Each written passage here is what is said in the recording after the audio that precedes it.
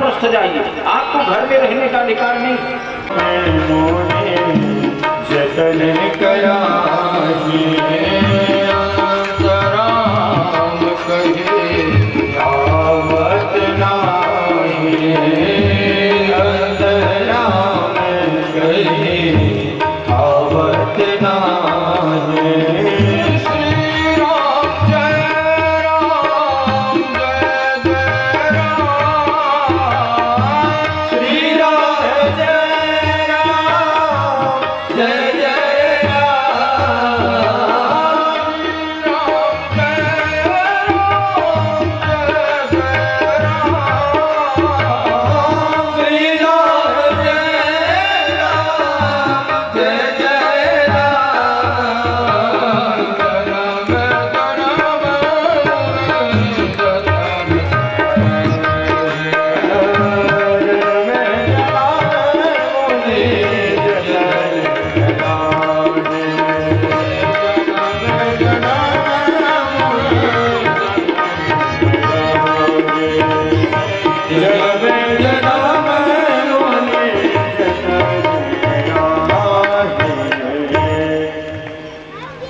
अंते या मत ही सागति। शास्त्र कहते हैं कि मनुष्य मृत्यु के समय जो सोचता है अगला जन्म उसको वही मिलता है।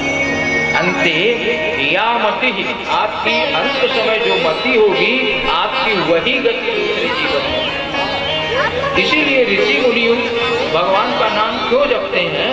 उनके जीवन में इतना अभ्यास हो जाए, इतना अभ्यास हो जाए, इतना अभ्यास हो जाए कि मरते समय कुछ दूसरा ख्याल ही ना, दूसरा शब्द ही ना, इसलिए जाप निरंतर करते हैं।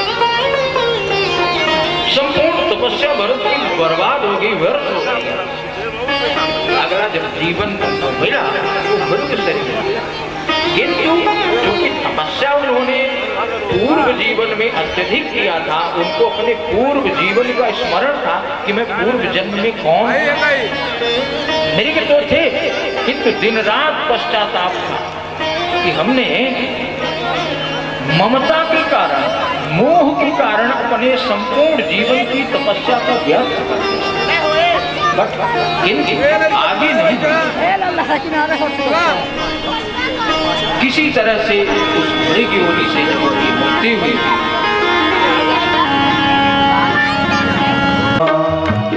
आया कहाँ से जाना कहाँ है, आया कहाँ से जाना कहाँ है।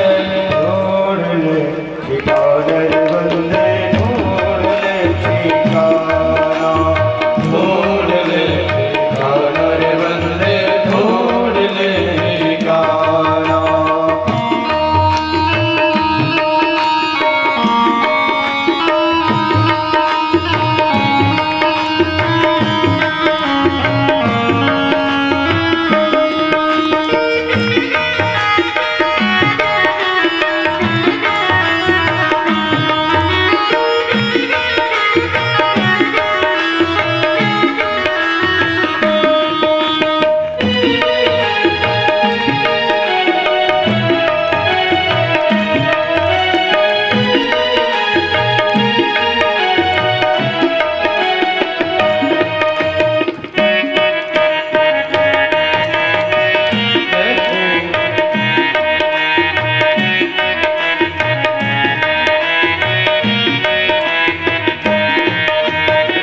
दुनिया में आने वाला एक दिन हर कोई जाएगा, इस दुनिया में आने वाला एक दिन हर कोई जाएगा, इस दुनिया में आने वाला एक दिन हर कोई जाएगा, इस दुनिया में आने वाला एक दिन हर कोई जाएगा।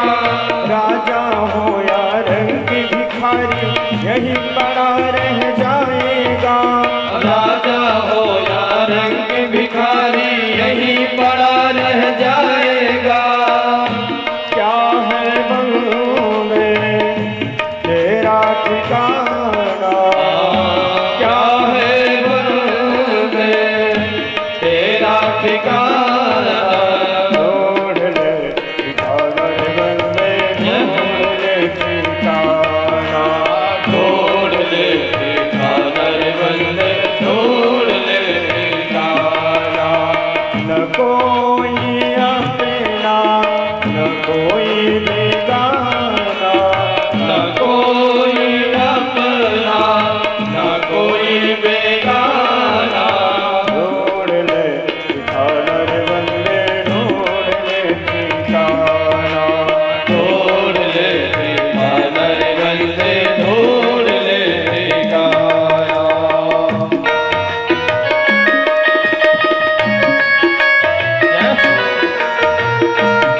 सभी लोग ताली के सेवा करेंगे बड़े भाव के साथ।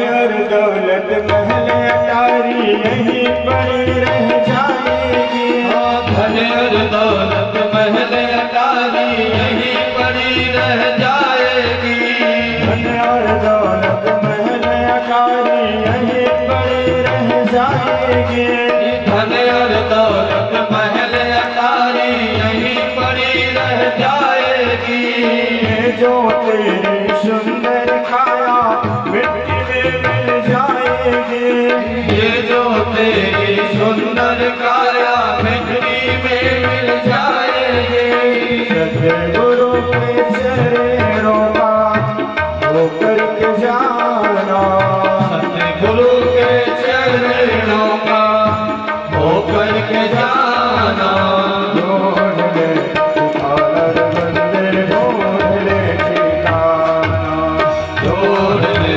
ठिकाना रे बंदे ढूंढ ले ठिकाना ढूंढ ले ठिकाना रे बंदे ढूंढ ले ठिकाना ढूंढ ले ठिकाना रे बंदे ढूंढ ले ठिकाना।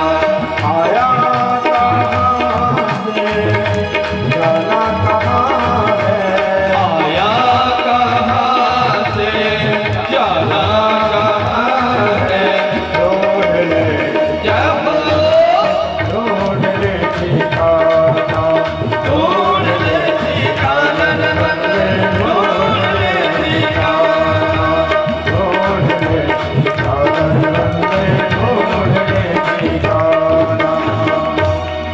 तुम लोगों के सकारात्मक विचार उन्हीं के मन में आएंगे जिनके सत्व गुण की अधिकता होती है। मानव का जब जन्म होता है जन्म से ही उसके शरीर में 3 गुण विद्यमान होते हैं, सत्व गुण, रजगुण और तमोगुण। यदि सत्व गुण की प्राधान्यता है तो सकारात्मक विचार होगी, अच्छा सोचेगा, अच्छा विद्वान भी करेगा, दूसरे की भलाई चाहेगा।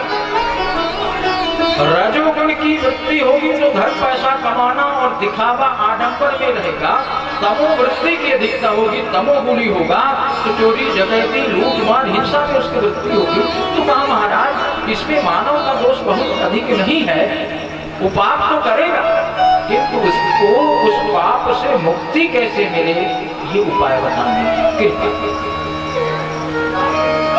दृष्टश्रुताभ्यां यत्पापं जानन्यप्यात्मनोहितं करोति भूयः विवशः प्रायश्चित्तमतो यथा। मानव बड़ा पापी है, नरक प्राप्त करता है, उसे मुक्ति कैसे मिले नरक से? सुखदेव जी ने उत्तर किया, राजा आपको एक कथा के माध्यम से मैं यह उदाहरण के माध्यम से बताना चाहूंगा कि पापों से मुक्ति कैसे मिले। कान को से दुजह कश्चित आसीत प्रतिरजा मिलहा नामना नष्ट सदाचारः दास्याः संसर्गदोषितः दास्याः संसर्गदोषितः।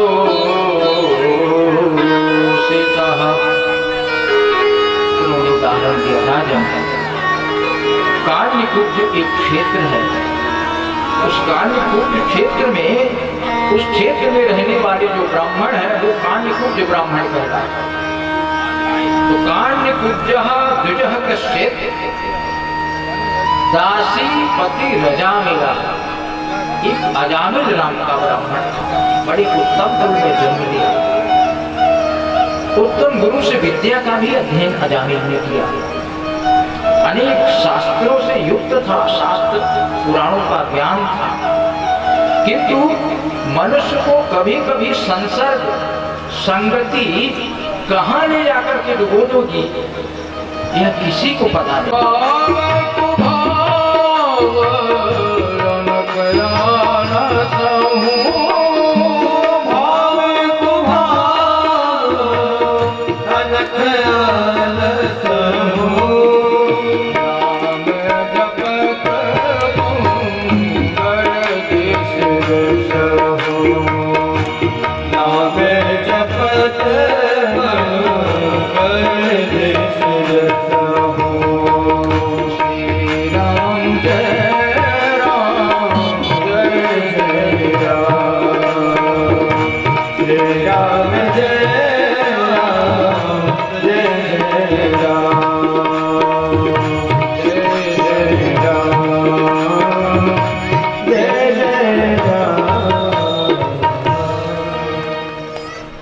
भगवान का नाम संत जानते थे, ये किसी भी भाव से भगवान का नाम, भगवान का नाम कल्याण ही करता है।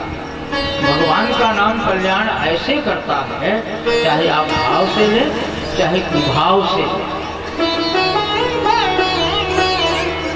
जिस तरह से अग्नि का उदाहरण दिया है, आप अग्नि को चाहे जानबूझ के छुए चाहे धोखे से छू जाए, उसका काम जलाना है तो जला ही देंगे। या आधुनिक अग्नि करंट को आप चाहे जानबूझ के चाहे धोखे से छुए, उसका जो काम है वो कर ही देगी, करेंगे। ऐसे ही भगवान के नाम में करंट ऐसी आग है कि यदि अपने जीवन में आपने कुभाव से भी लिया तो भी आपकी मुक्ति ध्रुव सत्य है, निश्चित। यह संत जानते थे, इसलिए उन्होंने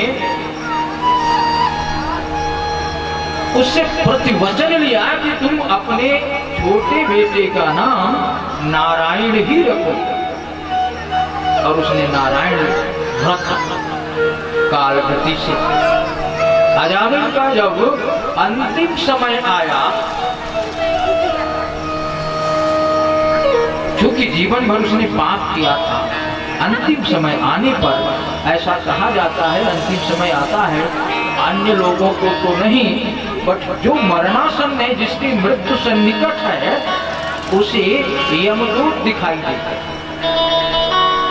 अब वह अजामिल मरणासन है तो उसे यमदूत दिख रहे हैं। यमदूत को देख करके जोर से डरा और अपने बेटे को चिल्लाया। सबसे ज्यादा प्यार, सबसे ज्यादा लाड वो नारायण से करता था, तो चिल्लाया, क्योंकि इंसान स्वाभाविक जब उसे कोई विपत्ति आती है तो जिसे सबसे ज्यादा चाहता है उसी का नाम लेता है। इसलिए आप देखेंगे कि छोटे बच्चे को आप मारेंगे तो सबसे ज्यादा वो नाम माँ करेगा, क्यों? माँ को सबसे ज्यादा चाहता है। माँ भी पीटे तो भी माँ के नाम लेती होता है, कोई बात ऐसी नहीं होता, जबकि माँ ही पीट रही होती है, मम्मी मम्मी चिल्लाता है, तो दूसरा पीटे तो उस समय भी आता है मम्मी चिल्ला रहा है, क्योंकि वो सबसे ज्यादा सन्निकट है माँ। नारायण नारायण नाम का उच्चारण किया, नारायण नारायण कहा, उसे यमदूत दिख रहे। और जैसे ही उसने भगवान का नाम नारायण ऐसा उच्चारण किया तो सहसा भगवान के जो पार्षद है भगवान विष्णु के, वो प्रकट हो गए और वो यम के जो दूत है उनको प्रताड़ित करने लगे। कहा खबरदार, एक ऐसा भक्त जो अंतिम समय में मरने समय भगवान का नाम ले रहा है और तुम नारकी जीव उसे नरक में ले जाने के लिए आए। खबरदार जो इनको हाथ लगाया। भगवान के दूत भी भगवान जैसे यमदूत देख करके भगवान के दूतों को डर गए। कौन सी बैठा भगवान से जा करके यमराज से जा करके यमदूतों ने कहा कि आखिर कति शक्ति ही शास्त्रारो, आप मुझे यम देवता बताने की कृपा करें कि इस संसार में शासन सिर्फ आप कर सकते कि और आप में बड़ा भी कोई सत्ताधारी। तो यमराज ने समझाया, अरे मैं तो बहुत एक कस्बे का क्षेत्र सत्ताधारी हूँ, बहुत छोटा सत्ताधारी, हमसे भी एक बड़े हैं, हमसे क्या सबसे एक बड़े हैं। और उनका जो नाम लेता है उसको मुक्ति मिलती ही है, और उनका जहाँ भी नाम लिया जाता हो वहाँ कभी जाना मत। बहुत उपदेश दिया। हो गए भव से पार लेकर नाम तेरा, हो गए भव से पार लेकर नाम तेरा, हो गए भव से पार लेकर नाम तेरा, नाम तेरा प्रभु नाम तेरा, नाम तेरा प्रभु नाम तेरा, हो नाम तेरा प्रभु नाम तेरा, नाम तेरा प्रभु नाम तेरा, हो गए भव से पार लेकर नाम तेरा, हो गए भव से पार लेकर नाम तेरा।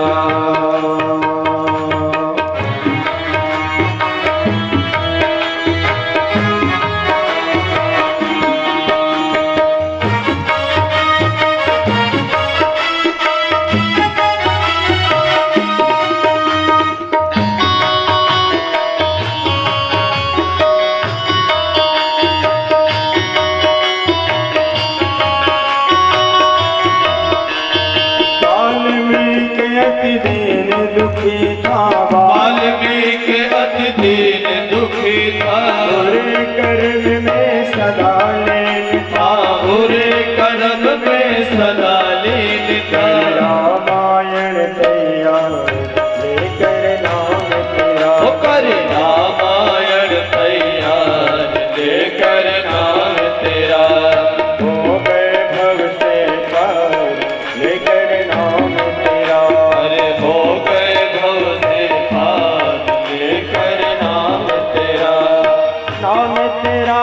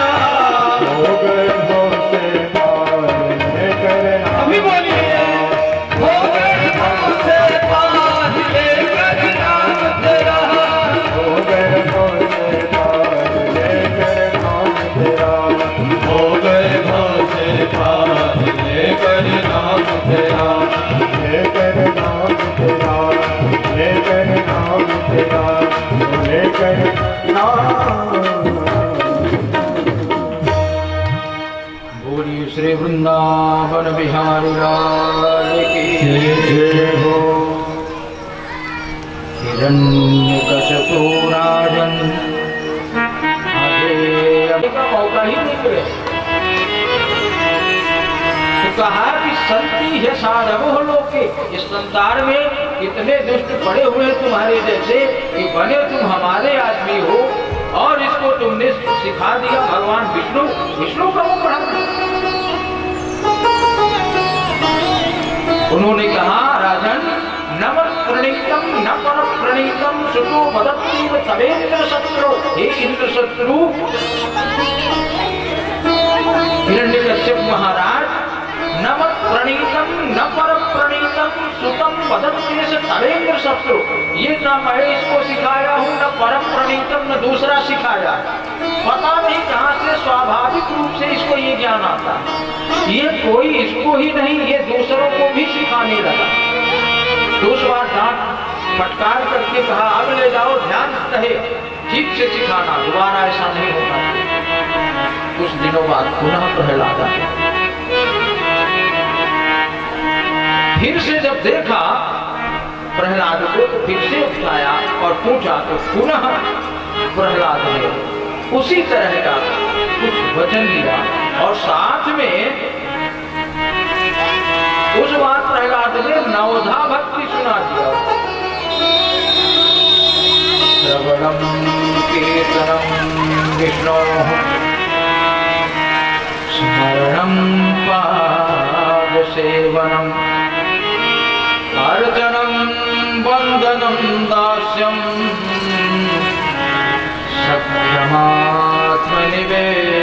सख्यमात्मनिवेदनम इति पुंसार्पिता विष्णु भक्तिश्चेन्नवलक्षणा क्रियते भगवत्यद्भा तन्मन्ये उत्तमम्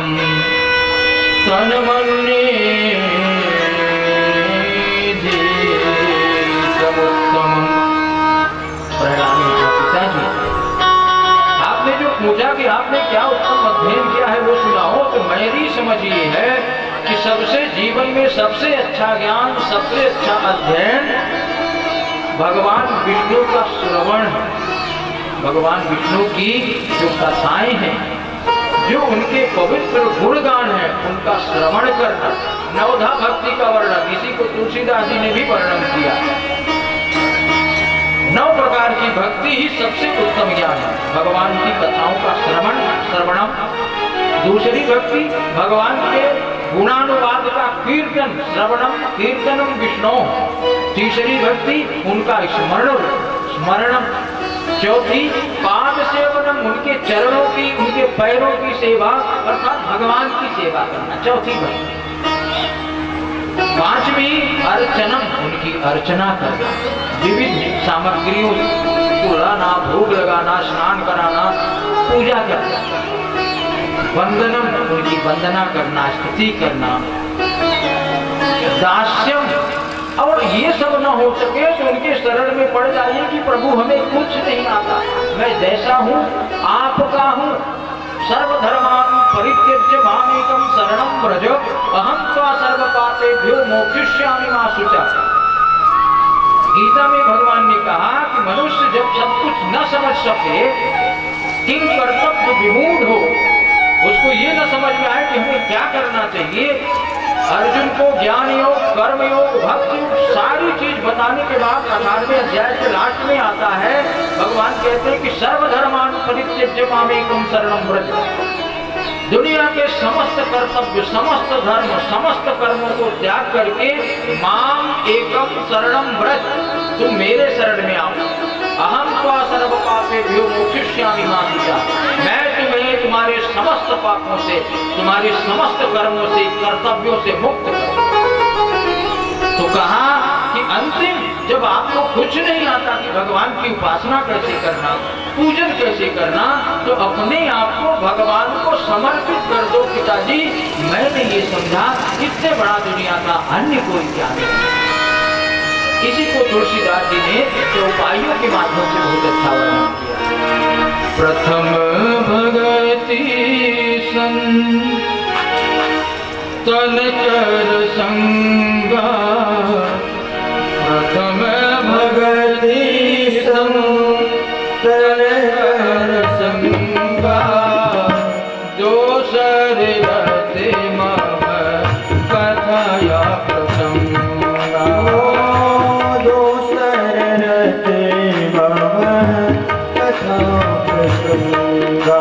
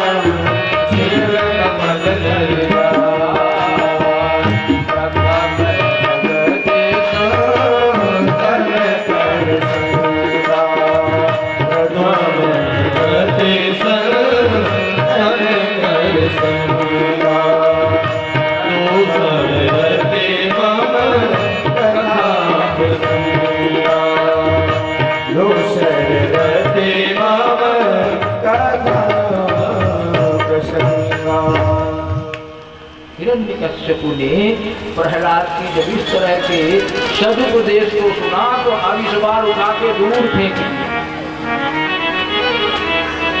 और आदेश दिया कि ये तो शत्रुओं की भाषा बोल रहा है।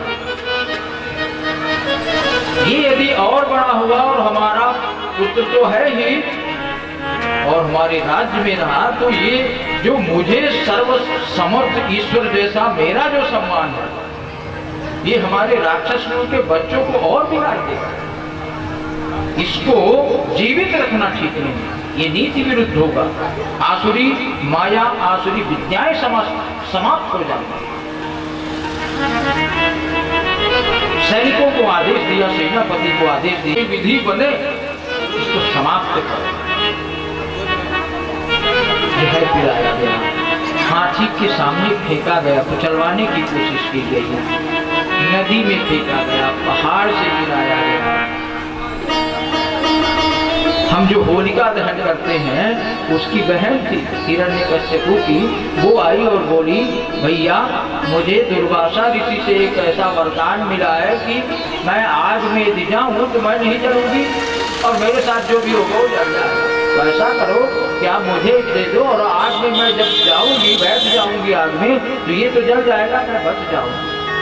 और होलिका ने, वो विस्तार में मैं नहीं जाऊंगा, सबको आपको मालूम, मुझे और आगे कथा आज कुछ ज्यादा।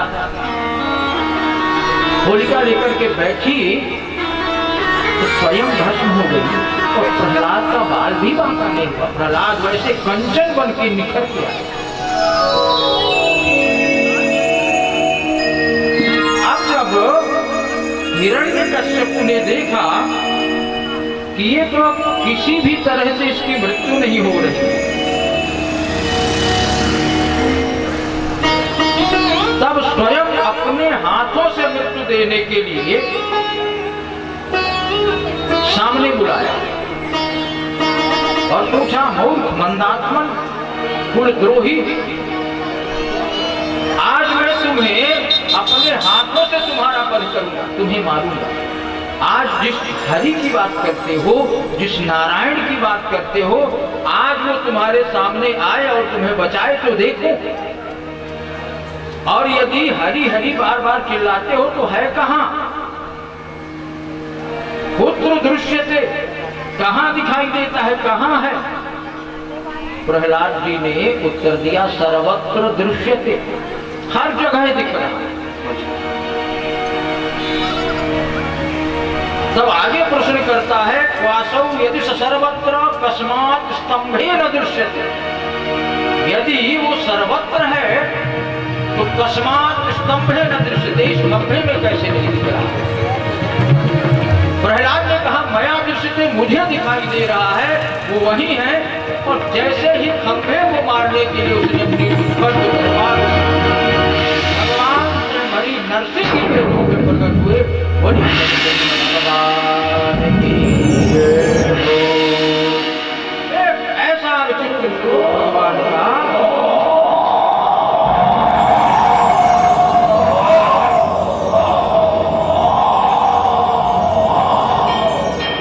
ऐसा स्वरूप न मृगम न मानुषम, जो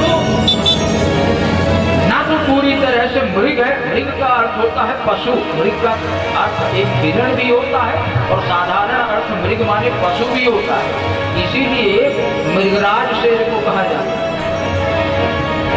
शेर केवल मृगों का राजा नहीं है, वो सारे पशुओं का राजा, इसलिए शेर का एक पर्यायवाची शब्द है मृगराज। तो न मृगम न मानुषम, भगवान का ऐसा स्वरूप न तो पूरी तरह से वो नर है, मनुष्य है, न पूरी तरह से पशु है। और भगवान ने जैसे ही अपने प्रिय भक्त प्रहलाद, छोटा सा बालक, इतने कष्टों को सहा, इतने दुख उठाए, जैसे ही नजर पड़ी कि मेरे लिए इसने इतने कष्ट उठाए, तो भगवान के क्रोध की सीमा अपार हो गई और भगवान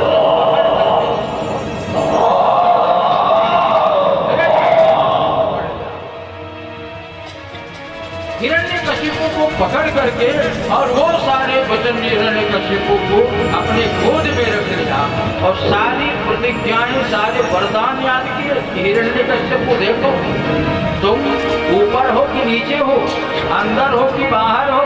तो बोला तो मैं ना अंदर हूँ ना बाहर हूँ, मैं तो आपके गोद में हूँ। बोला दिन है कि रात है? तो बोला अभी ना तो दिन है ना रात है, अभी तो सायं संध्या समय था। सारी वो चीजें, मैं कौन हूँ, मनुष्य हूँ कि राक्षस हूँ, क्या हूँ, देवता हूँ, आप कुछ नहीं समझ में नहीं आता। और भगवान ने जैसे पुनः नजर प्रहलाद की तरफ किया, इस बात काम तमाम कर दिया और इतने क्रोधित हुए भगवान, इतने क्रोधित हुए कि आज देवता गण यद्यपि पुष्प वर्षा कर रहे थे, तो भगवान अभी भी अपने होंगे। यह जो जीव है ये ईश्वर का ही अंश है और अविनाशी है, विनाशी भी नहीं, क्योंकि न जायते मृते व कदाचित नायं भूत्वा भविता वा न भूयः अजो नित्यं शाश्वतोऽयं पुराणो न हन्यते हन्यमाने शरीरे, गीता कहती है।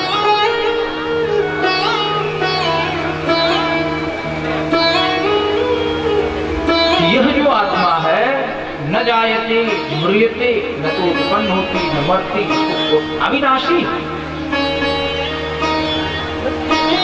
नैनम गहति पावकः इत्यादि तमाम उदाहरण, न चैनम क्लेदयन्त्यापो न शोषयति मारुतः, नैनम छिन्दन्ति शास्त्राणि नैनम गहति पावकः।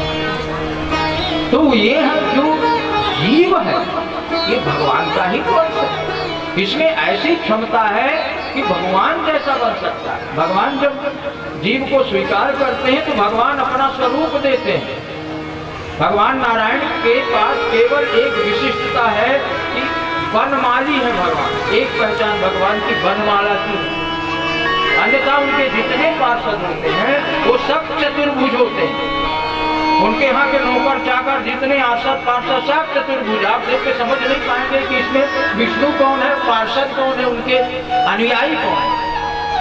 एक ही पहचान है, वो वनमाला पहने रहते हैं और वो वनमाला यहाँ से लेकर गले से लेकर पैर तक होती है। आपाद लंबनी माला वनमाला प्रत्यक्ष से वनमाला, ये जो माला है ये साधारण माला है, जो पैर तक माला होती है उसको वनमाला कहा जाता है। वनमाली घनश्यामो, भगवान कृष्ण को भी वनमाली कहा गया।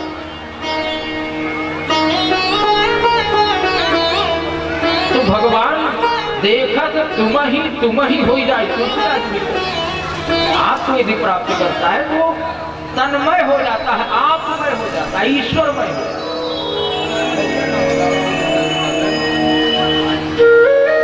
इसलिए ये जो जीव आया जगत में, ये साधारण कार्यों के लिए नहीं आया।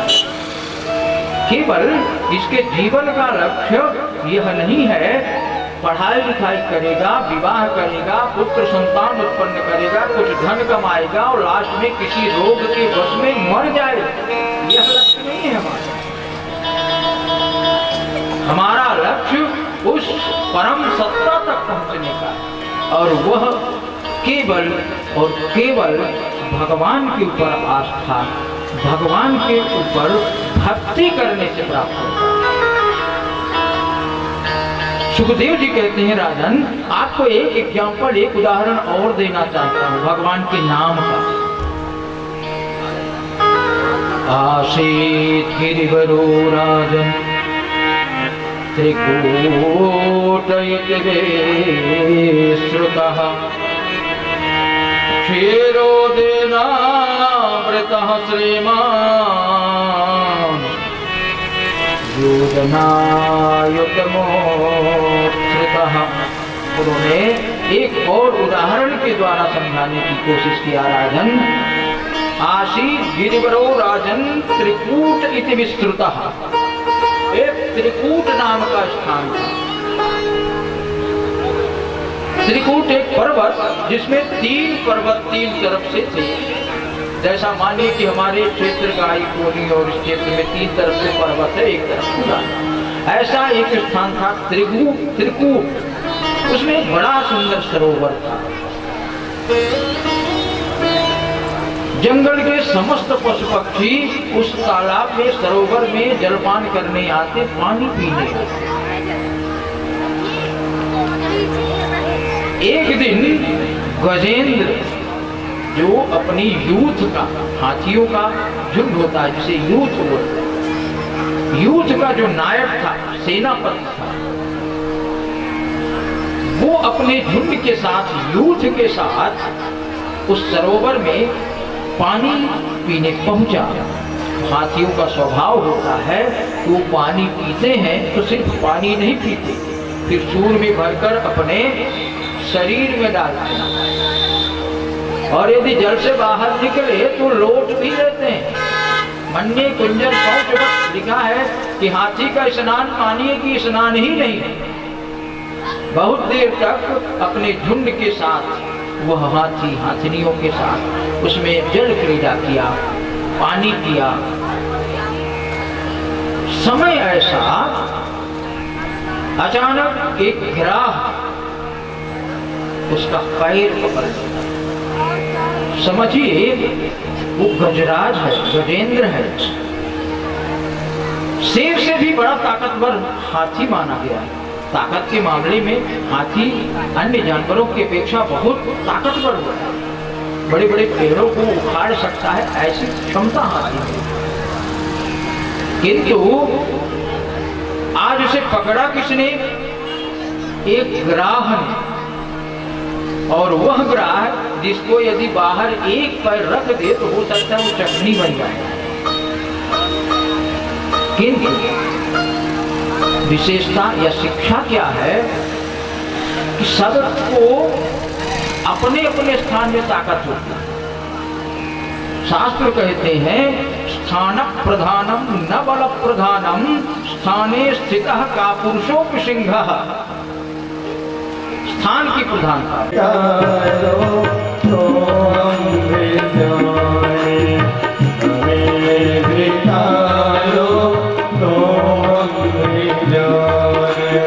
सुना है तारे है तुमने लाखों, सुना है तारे है तुमने लाखों, हमें धिकारो तो हम भी जाने, हमें धिकारो तो हम भी जाने।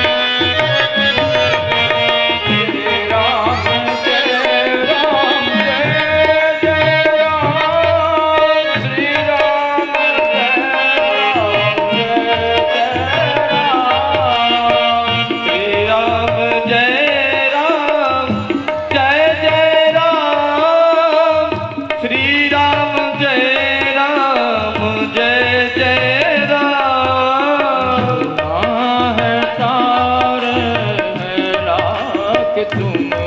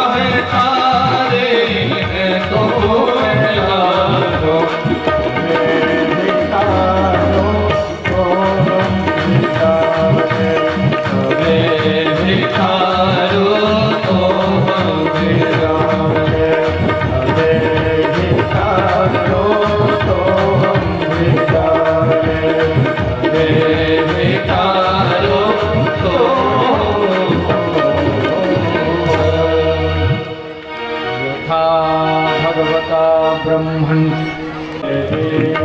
शंभुनाथ से निराला कोई और नहीं, शंभुनाथ से निराला कोई और नहीं। ऐसा डमरू बजाने वाला, ऐसा डमरू बजाने वाला और नहीं भोलेनाथ से निराला कोई और नहीं, भोलेनाथ से निराला कोई और नहीं। ओम नमः शिवाय, बोलो हरि ओम नमः शिवाय, हरि ओम नमः शिवाय, हरि ओम नमः शिवाय, ओम नमः शिवाय, हरि ओम नमः शिवाय, हरि ओम नमः शिवाय, हरि ओम नमः शिवाय। दोनों हाथों को मस्ती के साथ झूमते हुए भूत भागवत भोलेनाथ की जय हो।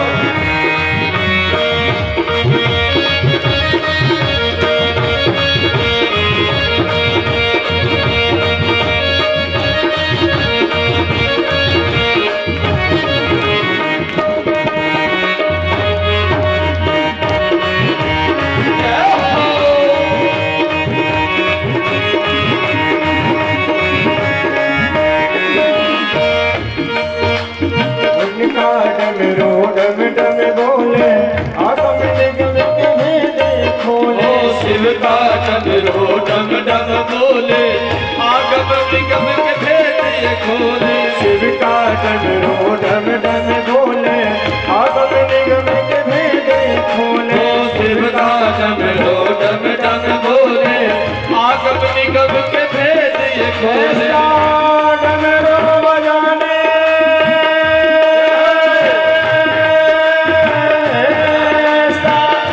डमरू बजाने वाला और नहीं, भोलेनाथ से निराला कोई और नहीं। भोलेनाथ से निराला कोई और नहीं। शंभोनाथ से निराला कोई और नहीं। शंभुनाथ से निराला कोई और नहीं। कोई और नहीं, कोई और नहीं। कोई और नहीं। बोलिए शंकर भगवान की जय हो, श्री बांके बिहारी लाल की जय हो। पीते गले प्रशांतेन प्रेतास्ते मरदानवाः, ममन्तो सरसा सिन्धुर्हरिर्धानि ततो भवत्। पीते गरे वृषांकेण प्रीतास्ते मरदानवाः। वृषांक अर्थात भगवान शिव ने जिसे बलि को दे दिया गया, उच्चैश्रवा नाम का एक घोड़ा जो सफेद था। यद्यपि देवता भी चाहते थे कि ले लो, किंतु भगवान की नीति के अनुसार उन्होंने बलि को दिलवाया उच्चैश्रवा को। दूसरा रत्न ऐरावत हाथी जिसे इंद्र को दिया गया। कौस्तुभ मणि निकली। बलि राजा के द्वारे आए, हरि बावन का वेश बनाए। बलि राजा के द्वारे आए, हरि बावन का वेश बनाए। बलि राजा के द्वारे आए। बलि राजा के द्वारे, बलि राजा के द्वारे। बलि राजा के द्वारे, बलि राजा के द्वारे। हरि बावन का वेश बनाए। बलि राजा के द्वारे आए।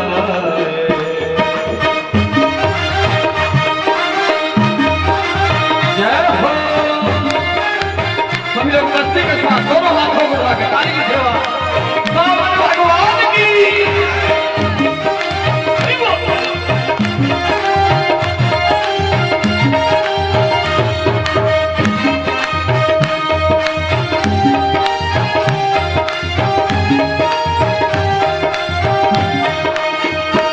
उनके छोटे छोटे हाथ, उनके नन्हे नन्हे पाँव। उनके छोटे छोटे हाथ, उनके नन्हे नन्हे पाँव। इनके छोटे छोटे हाथ, इनके नन्हे नन्हे पाँव। उनके छोटे छोटे हाथ, इनके नन्हे नन्हे पाँव। हाथों में कमंडल सुहाए, बलि राजा के द्वारे आए।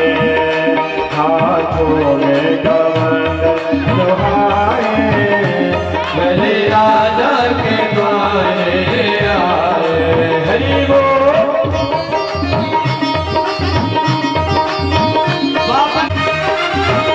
जय हो। माथे तिलक सोहे, सिर पे छाता सोहे। माथे तिलक सोहे, कंधे माला छाता माथे तिलक सोहे, सिर पे छत्र सोहे। माथे तिलक सोहे, सिर पे छत्र सोहे। पैरों में खड़ा हूँ, कहाँ गई खड़ा हूँ? पैरों में खड़ा हूँ सुहाए, बलि राजा के द्वारे आए। पैरों में खड़ा हूँ सुहाए, बलि राजा के द्वारे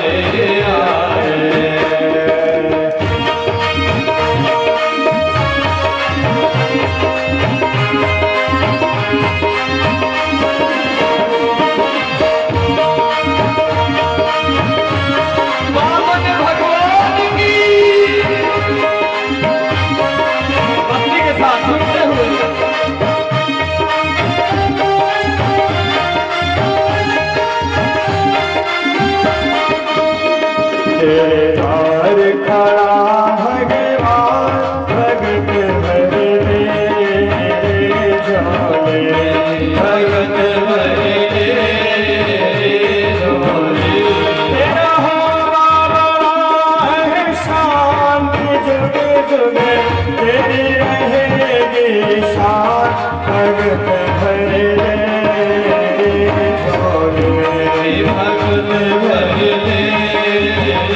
झोले तेरे द्वार खड़ा भगवान भगत भर दे रे झोले भगत भर दे रे झोले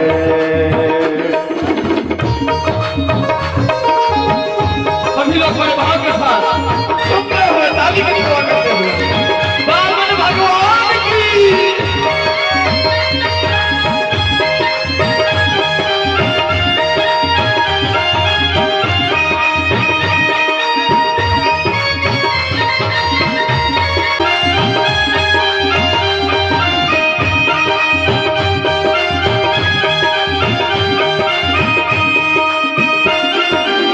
डोले उठी सारी धरती देखने डोला गगन है सारा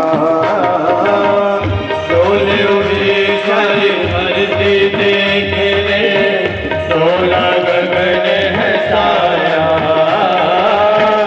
देख मांगे आया तेरे दर जगत का पालन हारा रे जगत का पालन हारा तो आज मेरा मेहमान तो मुझसे कर ले जरा पहचान भगत कर दे जो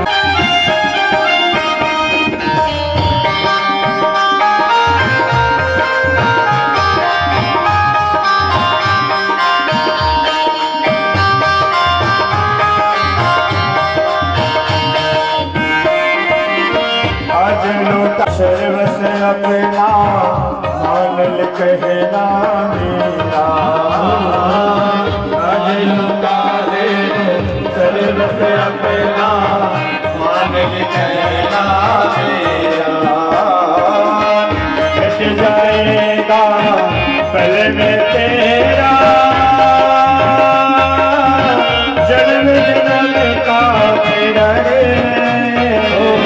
जन्म जन्म का तेरा तू छोड़ सजन अभिमान तू अपना वादे के कहना आज भगत भर दे झोले भगत भरे झोले तेरे द्वार खड़ा भगवान भगत भर दे झोले भगत भरे झोले तेरे द्वार खड़ा भगवान भगत भर दे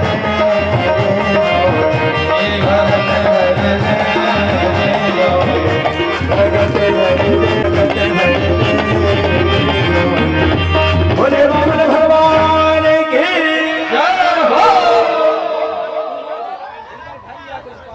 और इस तरह से भगवान वामन को सभी ने दीक्षा दिया है।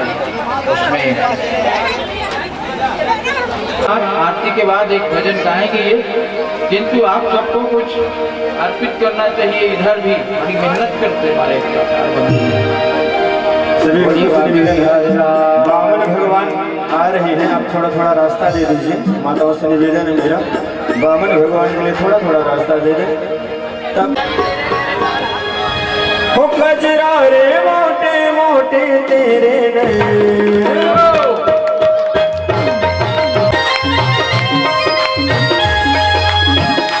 आके बिहारी गजरा रे मोटे मोटे तेरे है नजर ना लग जाए ना लग जाए नजर ना लग जाए है नजर ना लग जाए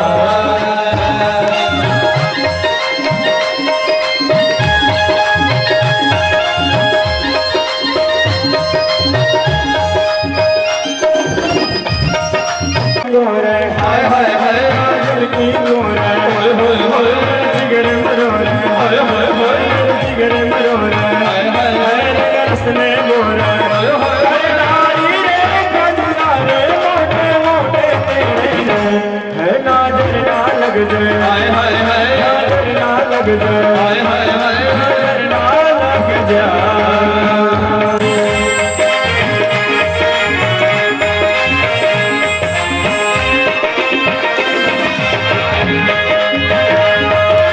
ना लग जाए, होए होए ना लग जाए। हाय हाय हाय बाके बिहारी गजरारे मोटे मोटे तेरे नैन। जय हो